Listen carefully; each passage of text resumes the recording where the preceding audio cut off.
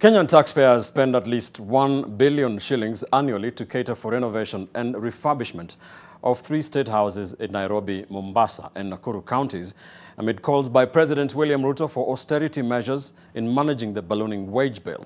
In the next budget, if MPs approve, Kenyans will cough up to 1.5 billion shillings for the repairs of state houses and state lodges across the country. As at 31st March this year, 3.2 billion shillings had already been spent in the exercise since 2015. State House Controller Metito, while appearing before the National Assembly's Departmental Committee on Administration and Internal Security, said the projects, which started in 2015 and expected to be completed in 2027, will eventually cost the taxpayer a whopping 11.5 billion shillings, with the current balance at 8.3 billion.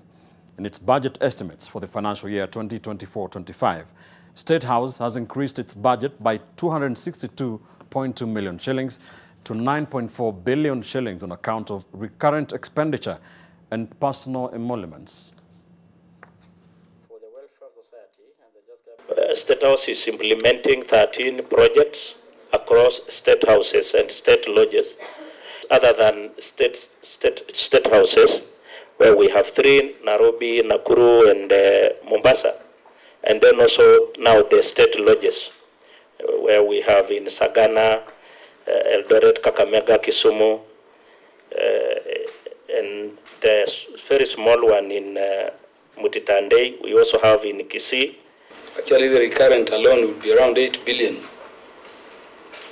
8 billion is the recurrent expenditure for the entire judiciary. Again, what can we do to help the president have more available money for other necessary facilities than this pays?